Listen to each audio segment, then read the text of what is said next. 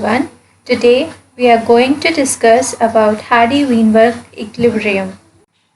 Hardy-Weinberg equilibrium is a principle that tells us that genetic variation in a population will remain constant from one generation to another in the absence of the disturbing factors. So when these disturbing factors will be present, then Hardy-Weinberg equilibrium will not take place. So, when mating takes place in a large population where there are no disturbing factors, this law states that both the genotype and the allelic frequency will remain same, or they will remain constant throughout the generations, and the population will be set in the equilibrium.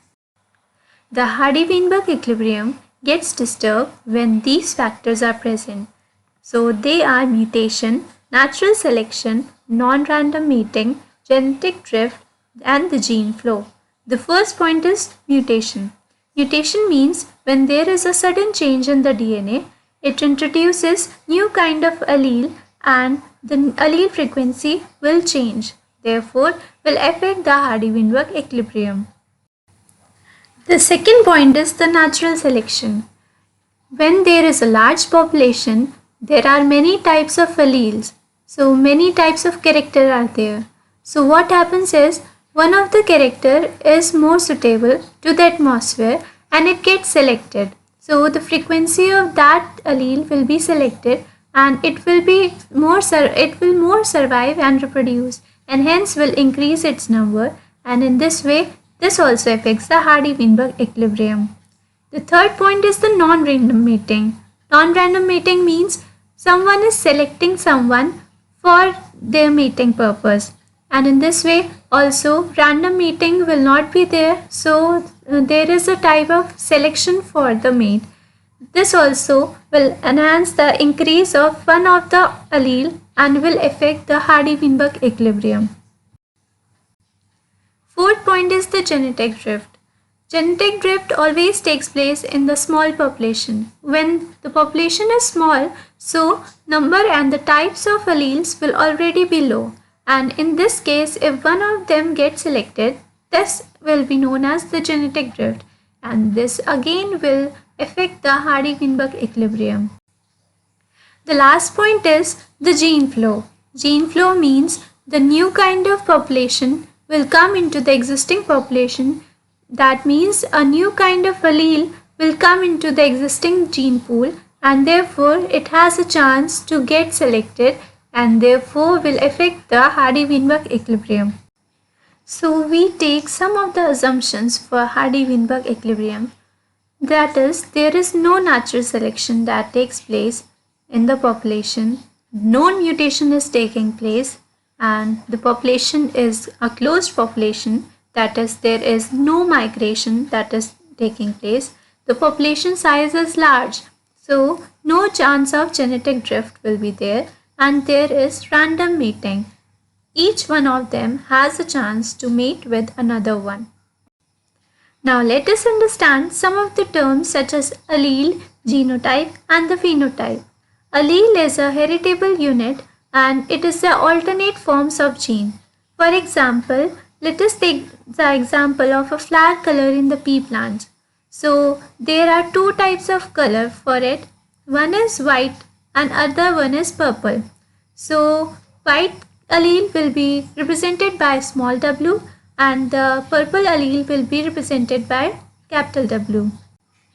The pea plant is a diploid organism. So there are two gene copies for it, and they can be same or they can be different.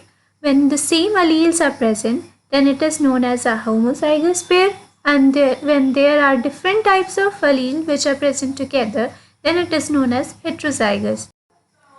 In a heterozygous pair, when the two alleles will be present together, one dominates over the other one. Here in this case, the purple color is dominating over the white color. So we can say that capital W allele is a dominant allele and the small w allele is a recessive allele. When we write these set of alleles together, then this is known as the genotype, and the observable character that is seen whether it is white color of flower or it is a purple color flower, then these observable characters will be known as the phenotype. Here I have placed the slide for explaining it better, like capital W is representing the purple color and small w is representing the white color. But in case of capital W and small w, again the color is purple. That means capital W is dominating over the small w and hence the color is purple. In a Hardy-Weinberg equilibrium, the equation that we see, there are two equations which are present. One is P plus Q is equal to 1 and the other one is P plus Q ka whole square is equal to 1. So capital W and small w are representing the allele, and when they are present in a pair, it represents the genotype. So the P plus Q is equal to 1 is the equation which is representing for the allele frequency, and when it is present in the form of p square plus q square plus 2pq, it represents the genotype. Here I have taken one more example to make you understand about Hardy-Weinberg equilibrium equation, and here I have taken a trait which is for the color. The dominant color is purple and the recessive color is pink. So the dominant allele frequency will be represented by P and the recessive allele frequency for the pink color will be represented by Q.